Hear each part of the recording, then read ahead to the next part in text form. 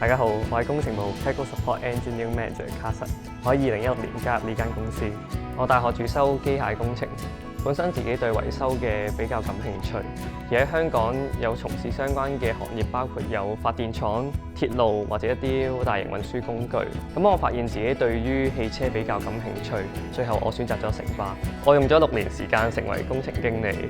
咁喺 EGT program 入面，我最深刻嘅環節就係急修嘅環節。所謂嘅急修就係講緊我哋伙計就要出去街上面去做一啲救援工作。咁所以亦都去驅使我日後啦，喺自己成為工程師啊，或者係工程經理嘅時候，都諗多啲點樣可以提高翻嗰個維修嘅效率啦，亦都係點樣可以提高翻嗰個嘅救援時候嗰個嘅安全啦，令到伙計有個更加安全嘅環境去進行佢要做嘅工作。開頭入嚟呢間公司嘅時候，都會覺得可能淨係會做巴士相關嘅工作啦。咁大公司近年啦都去主動去着力發展呢個新能源，包括引入全香港第一架嘅電動巴士同埋第一架嘅氫能巴士。咁當中令我自己都去學習到更多關於新能源嘅技術同埋知識啦。透過呢啲嘅經驗啦，唔單止開闊咗自己嘅眼界，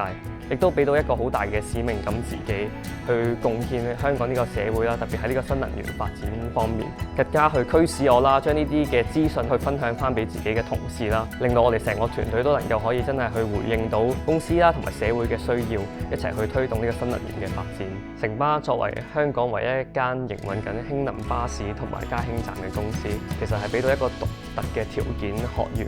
去掌握呢啲氫能嘅技術，包括我哋會提供一啲研究嘅項目俾學員，令到佢哋可以透過呢啲研究嘅時候，更加認識同埋掌握到氫能相關嘅技術。